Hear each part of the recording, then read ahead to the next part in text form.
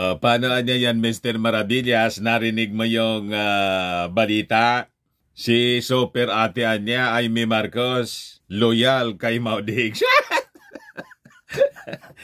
Narinig ko po yung interview ni Ted Filon sa kanyang programa doon sa TV5. Kung may mga Marcos loyalist, siya naman po ay solid na solid, DDS. Ayan po, mga kababayan, yung aging payag ni Super Ate. Kahit daw mag-isa na lang siya. Niya, Mr. Maravillas, ang masasabi mo? Normal? Di ba? But before natin pag-usapan, mga kababayan, yung naging statement, very controversial at banner story ngayon na pahayag ni Super Ate, click subscribe mo na dito sa ating YouTube channel and hit the notification bell para lagi po kayong updated sa mga controversy, sa mga balita dito sa ating bansa. Like and share na rin po ninyo ng ating video. At wag na rin po ninyo, mga kababayan, na escape yung ating mga commercial ads para tuloy-tuloy lang ang pag-unlad ng Bagong Pilipinas. Sa mga naghahanap pala, mga kababayan, ng malinis at spacious fitness gym, punta lang po kayo sa aming Colossal Fitness Gym. We also offer a GrabCar car rental with our brand new 2023 model Toyota Innova. Tumatanggap din po kami ng booking for those who are planning to travel via PAL and Cebu Pacific. At saka bills payment po sa inyong mga Meralco bills, PLDT at etc.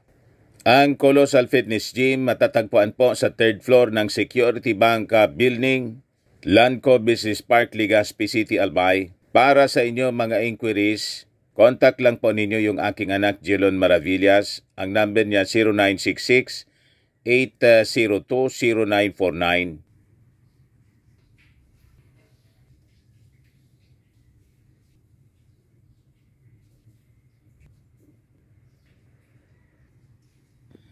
Ayos pa, mga kababayan.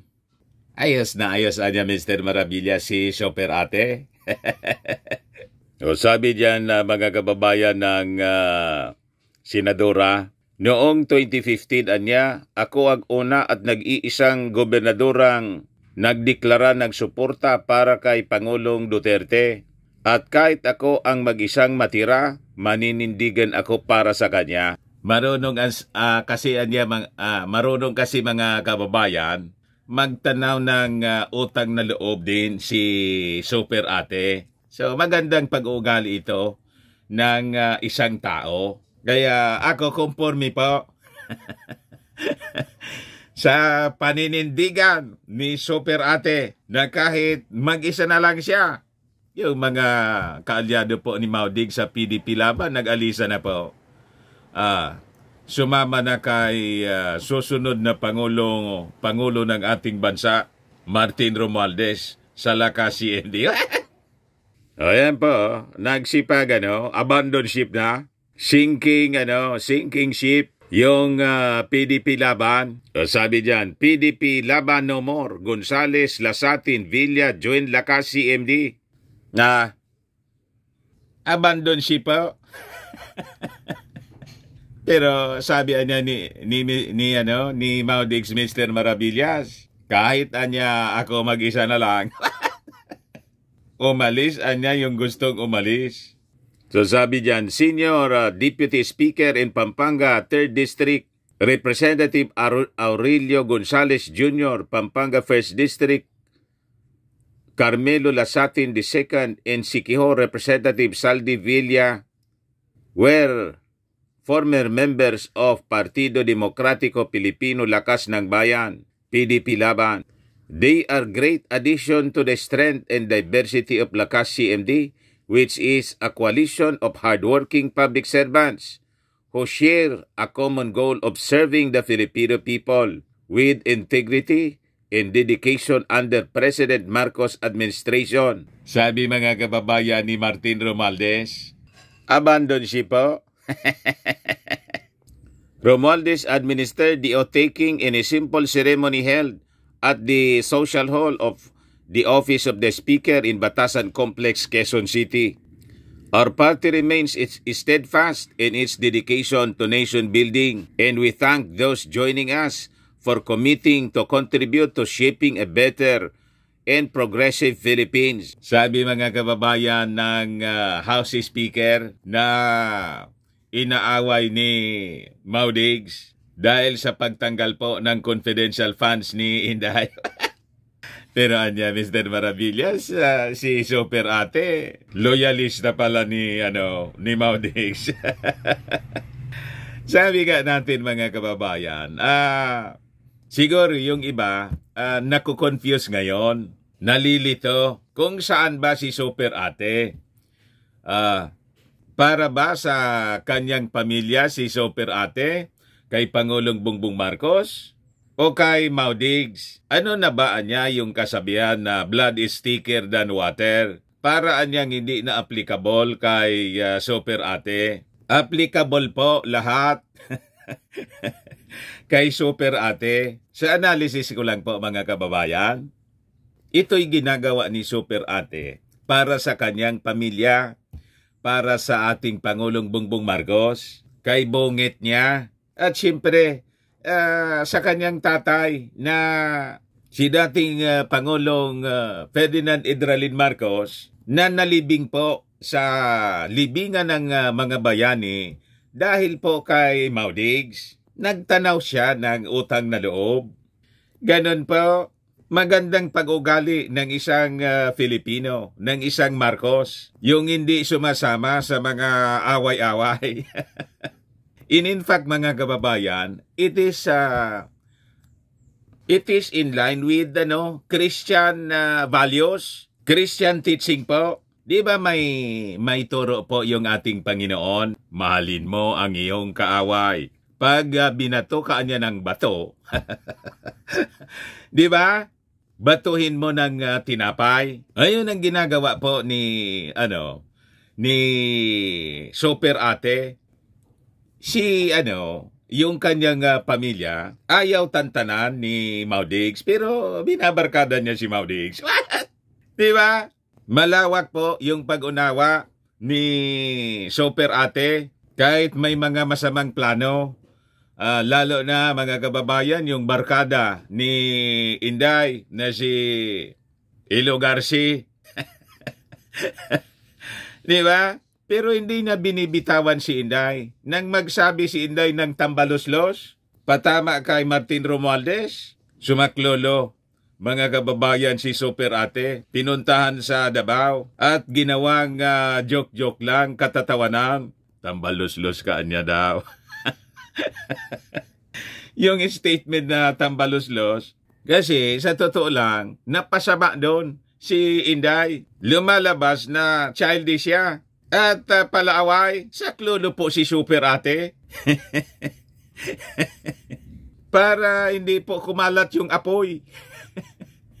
May sunog po. So siya yung bumbero, mga kababayan, na tumatakbo. Para hindi na lumaki yung apoy. O di ba maganda yung papel ni Super Ate, mga kababayan? Umatake si Maudigs. At ito nga po na nasangkot si Maudigs, na-link bigla sa kuplat. Laban sa Administrasyong Bongbong, nandyan pa rin si Super Ate, mga kababayan, nananatili siya, na loyal kay Maudigs. Di ba? Maganda yung kanyang pinapakita po. Sa totoo lang po, mga kababayan, I think na master na ni Super Ate sa tagal niya sa politika. Na master na niya yung tinatawag na Soncho Art of War. Ano niya yun, Mr. Maravillas, na sinasabi mong Soncho Art of War? Kung sa Christian teaching po, may sinasabi tayong mahalin mo ang iyong kaaway. Pag binato ka ng bato, batuhin mo ng tinapay. Sa Soncho's Art of War, sabi ni Soncho, Keep your friends close, anya, and your enemies closer. Di ba?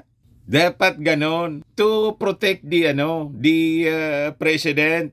Ay kung tingin ko ganon yung ginagawa ni Super Ate to protect the president at hindi na po maulit.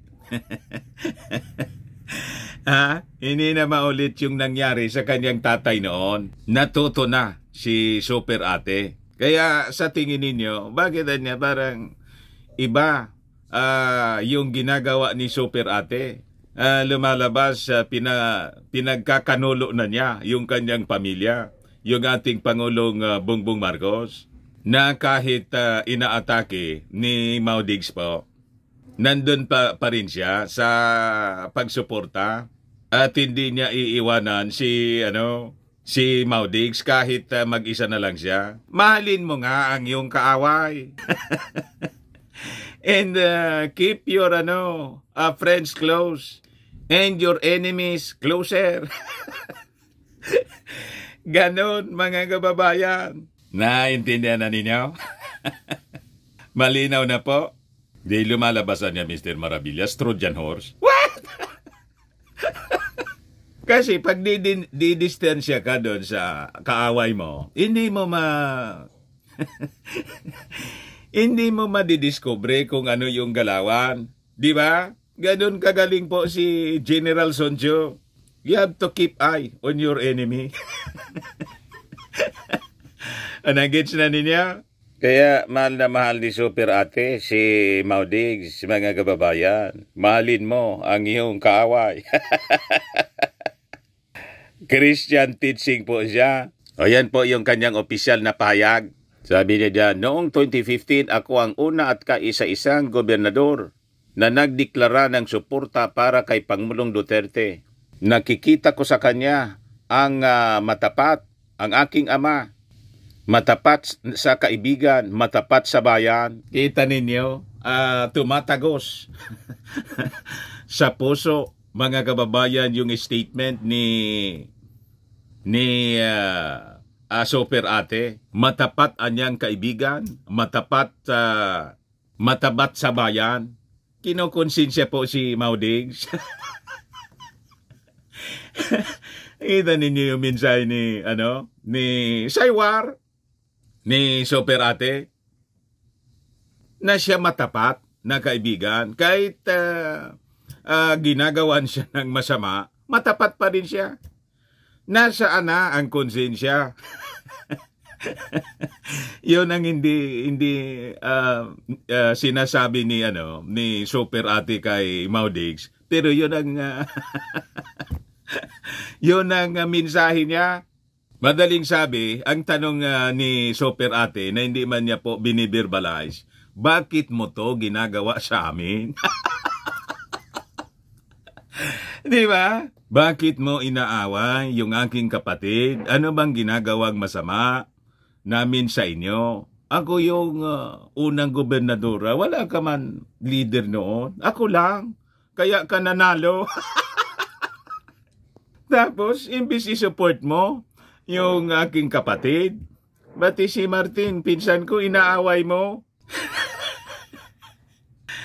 Yun po ang mensahe ni Super Ate. Reading ko lang pa, Ano sa tingin nyo? Tama yung aking analysis?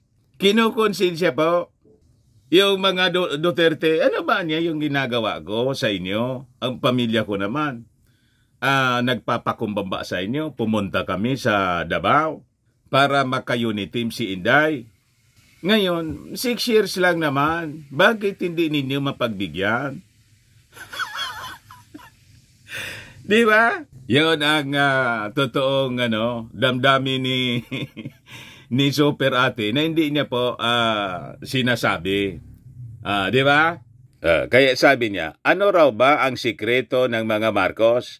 At bakit sa loob ng mahabang panahon, may mga loyalistang handang makipaglaban para sa amin? May loyalista kami dahil loyalista kami. Ako, gaya ng aking ama, ay matapat at naninindigan para sa mga tunay na kaibigan, sa hirap at sa mas mahirap, sa mabibilang na ligaya at sangkatutak na dosa. Di ba? May hidden message mga kababayan siya, no? Si Super Ate. Kinokonsensya po yung mga Duterte. Loyalan niya kami sa kaibigan tulad ng aking tatay. Bakit? Bakit ninyo kami ginaganito? Yan anya ang iniwang ligaya sa akin, sa atin ng aking ama, ang makatotohanang pagkakaisa, pagkakaisang hindi bula lamang ng bibig, o pagkakaisang nangangahulugan ng pagiging isa, sapagkat kung ang isang Marcos ay loyalista sa paninindigan at pakikipagkaibigan, pinakaloyalista kami sa kapakanan ng bayan. Kahit tayo ay isang pulupulong bansa, hindi tayo umiiral sa parang mga isla. Dapat nagtatagpo ang dulo sa dulo, mata sa mata, solid North, solid South, solid Pinas. Di ba mga kababayan? Yan ang Super Ate. Kabastosan niya sa aral ng Yolanda ang pinagkakaabalahan ng mga politikong ginugutay-gutay ang bansa at ginagamit sa pagpapapugi at pagpapalapad ng papel. Ang aral na itinuro sa atin ng Yolanda, eksaktong 10 taon ang nakalipas, ay buhay pa rin sa aking gunita, na walang dilubyo ang kayang lumunod sa lakas ng Pilipinong mulat at gising. Igalang sana natin ang libo-libong namatay sa sakunang yan. Alalahanin natin ang pagkakaisang umahon sa atin sa dilubyong yan. Dilubyong maglulugmok din sa atin kapag kukonsintihin natin ang nais sumira sa ating mga nasimulan pagkatapos ng pagsubok na yan. Di ba, mga kababayan? Pero alam na ninyo kung sino nagsimula ng pagkakawatak-watak? Si, Ilogarci. Na barkada ni Inday. At dahil po sa confidential funds, na si Inday man lang, mga kababayan, yung nagsabi na, I leave it to the wisdom of the Congress. Kung i-retain o aalisin. Yung wisdom po ng Kongreso at tanggalin para ibigay sa mga national security agencies na mas nangangailangan. Biglang nagtantrum si Inday, nagsumbong sa tatay. Yung tatay biglang nag-amok. Umatake mga kababayan kay Martin. Yung buong Kongreso, idinamay po.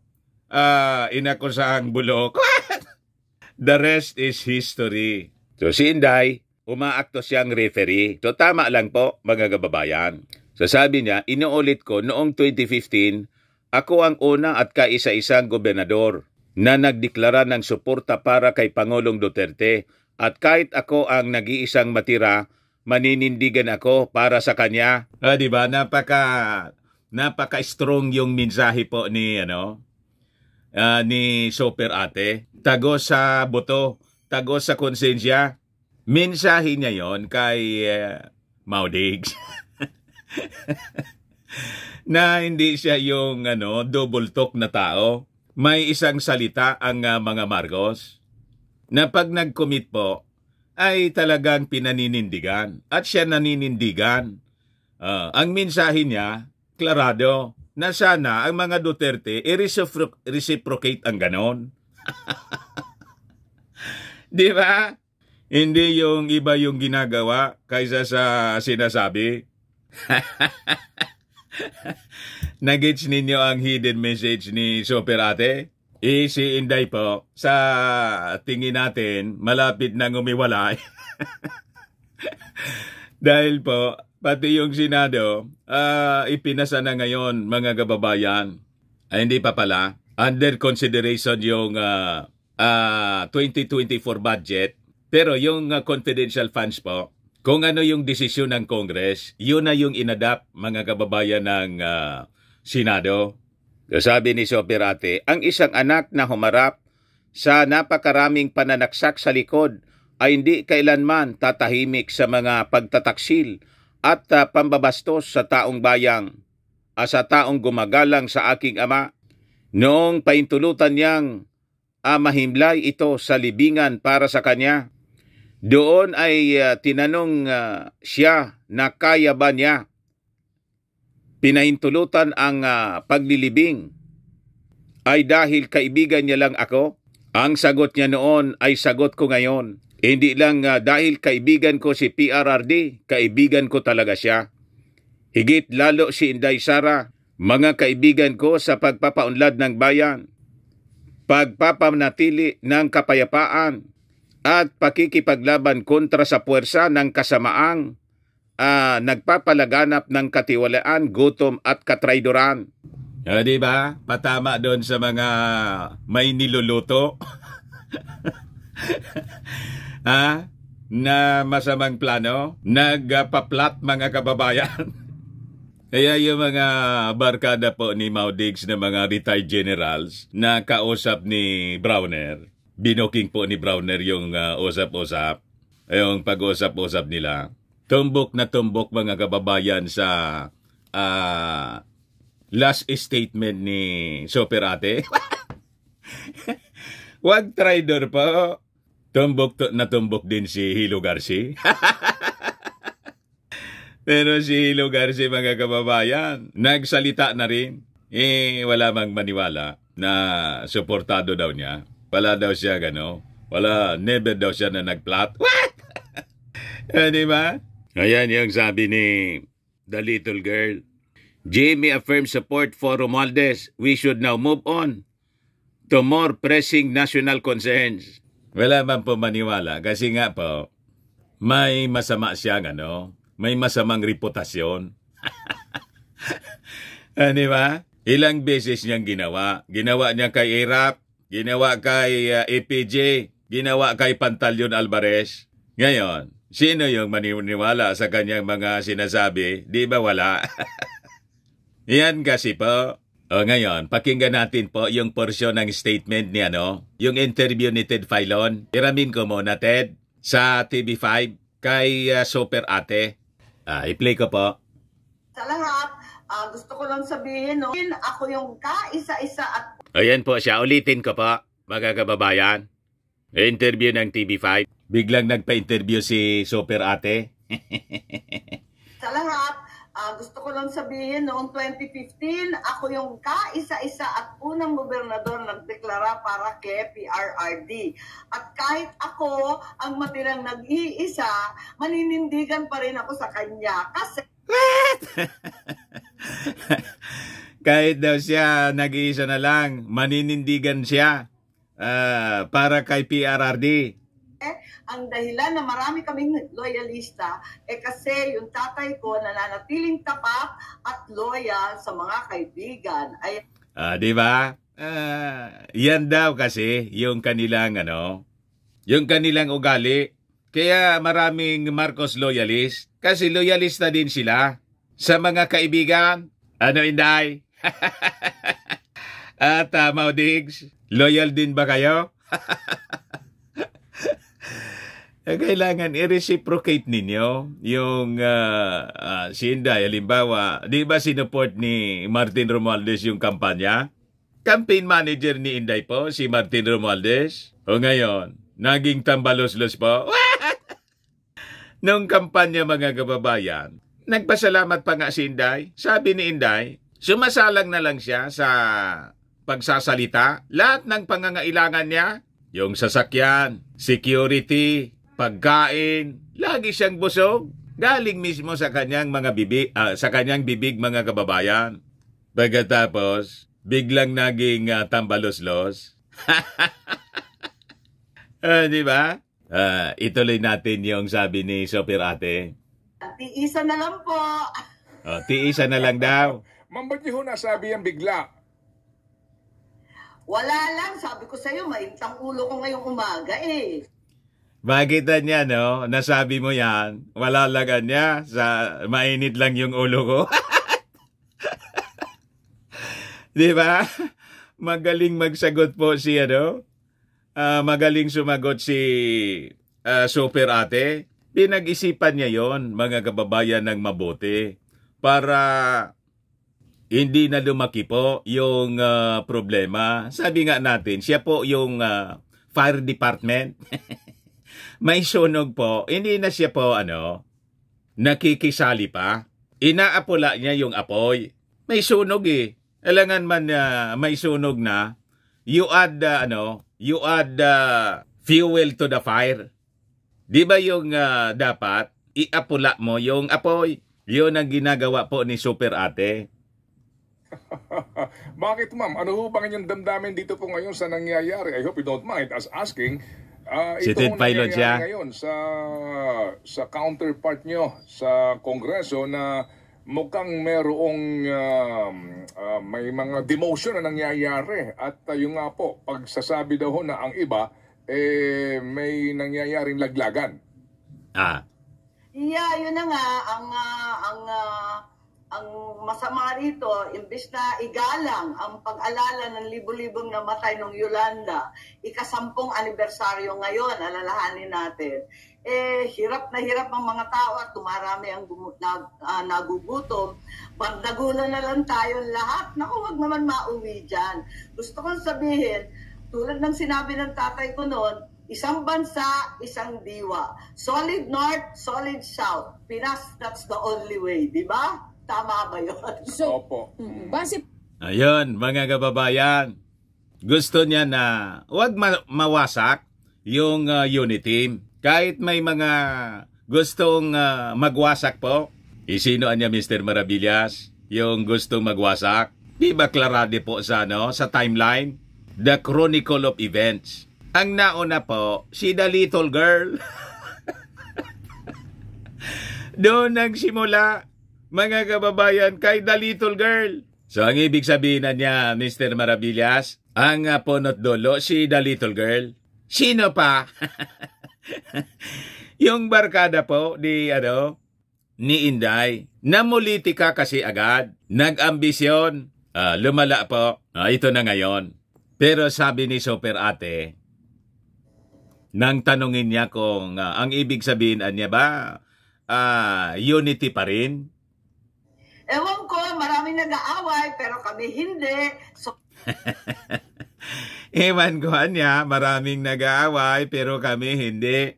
So, tama lang po na hindi po pumapatol yung pamilya Marcos mismo. Kaya si President Bongbong Marcos po, hindi man po umiimik. Hindi man po nagsasalita. Ang sige pong parinig, si Inday. At ang bumabanat, si Maudigs.